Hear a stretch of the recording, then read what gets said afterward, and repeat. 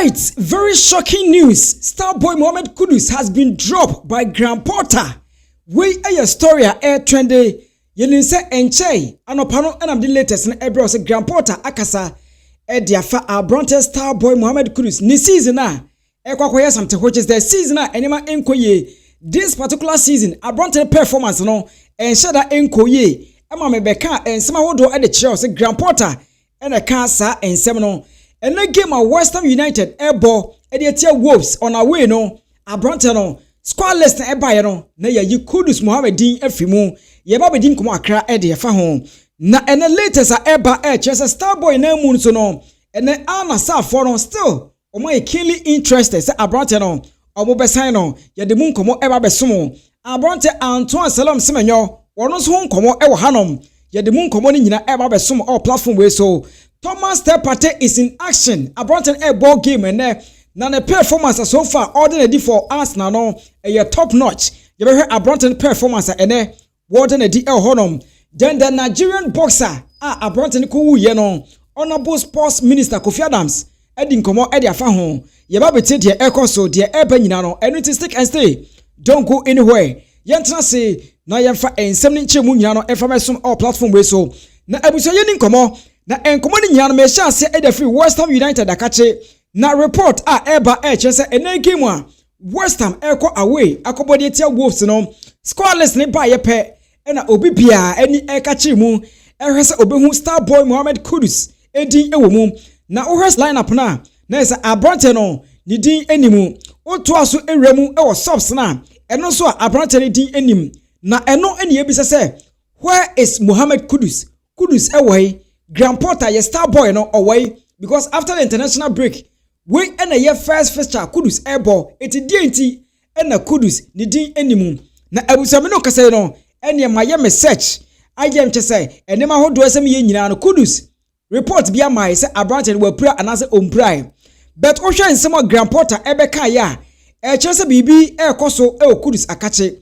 Don't forget say clubs ahodo we brain so aye keenly interested say ombe sign abranche no latest one no AL-NASSR for latest update omde ba ye no say omu hia abranche eno na air trend it is say yentimi hu whether say Kudus ne transfer hu sensem ena nam so ama West Ham adrop no anasa abranche ne fitness level no ena wo form ye ni update bia efa ho but report na eba no che say it's possible say Kudus will be leaving West Ham United but we don't have the fact say enunti na ye dropping anase enya enunti ane de mintimi nche but I want us to revisit and some Grand Porter ebeka ye na ye link no to ene abronte no ye ni film no ye linking it to that na utie Grand Porter nsem na o say I think Mohammed Kudus has had probably a season that from his perspective would be a little bit disappointing, not because of his lack of effort or anything like that, but sometimes these things happen.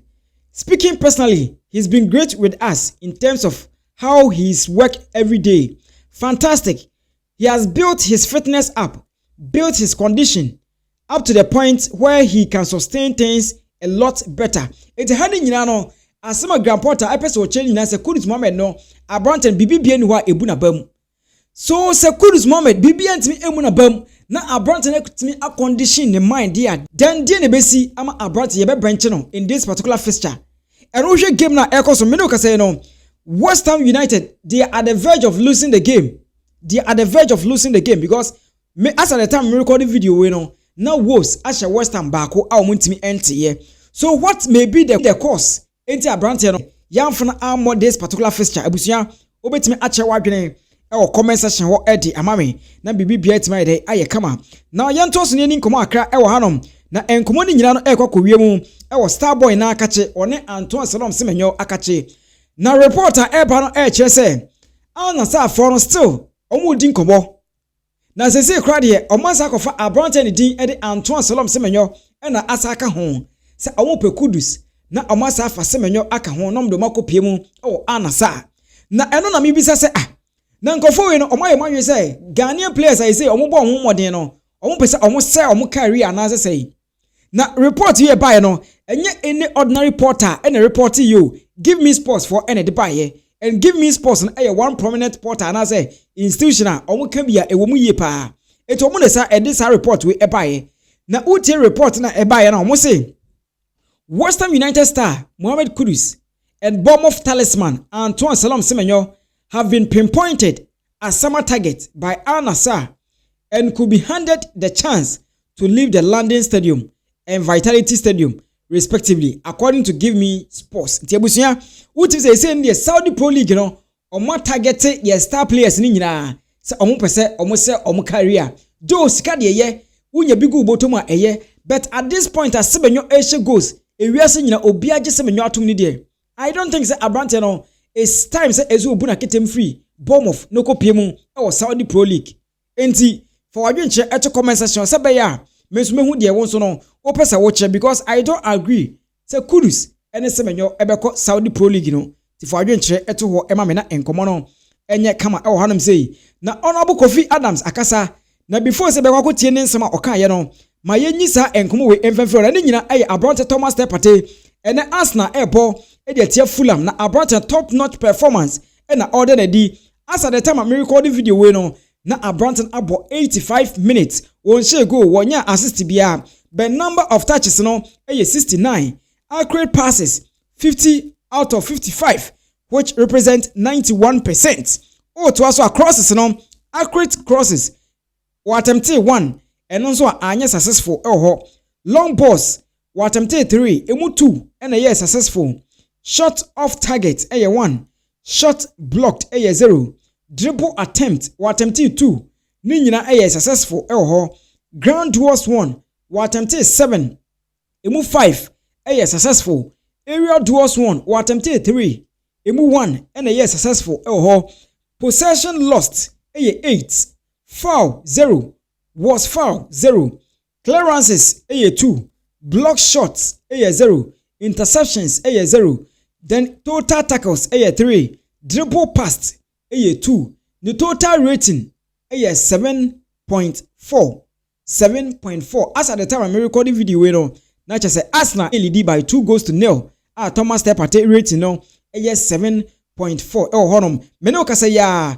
reporter men say can say FULHAM enya 1 goal honum as say no awa be 2-1 but don't forget Abrante Bukayo Saka upon his return just 7 minutes into the game and Abrante Bukayo Saka enya goal honum and also ekoye honum now yenko te ensema hodua Honorable Sports Minister Kofi Adams and koma wapo e dey for the Nigerian boxer obewu ye Ghana ha no yenko timra. During weigh-in he was found to be overweight and therefore the fight was not to be continued.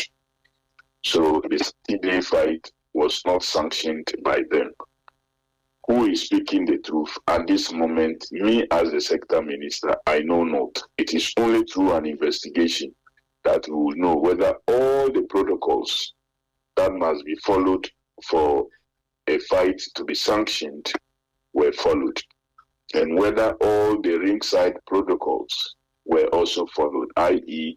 the necessary paramedics and what have you were available to be able to attend to any such situation. So it's an opportunity for us to look into how we sanction some of these combat sports and whether there can be some improvement in the way and manner we engage in the combat sports. I see. You just said that you've heard two accounts, one from the Nigerian side, one from the Ghanaian side. I just want to ask, when did you speak with the Nigerians, and when do you think you'll be able to get back to them to give them, a more concrete answer or a fuller idea or a fuller picture of how events unfolded? Well, we have only begun the process. We will need to institute a committee of a sort to go into what happened. I have assured all that nothing will be covered. We will ask all the questions that must be asked. We will speak to, and we hope that both the Nigerian side and the Ghanaian side will cooperate with the team that will be put in place to investigate this matter. Well, first and foremost, clearly, the death, as unfortunate as it is, was not caused by any Ghanaian. It wasn't an attack. Okay. So I don't expect Nigeria to say they would want to attack any Ghanaian.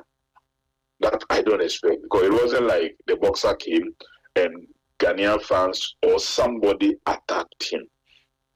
The only issue at stake here is whether he was sanctioned by his authority to fight or not. Okay.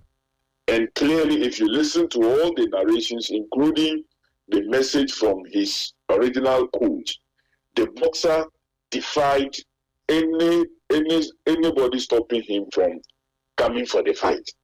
And the coach said because he's an adult, he cannot be stopped. So he went ahead.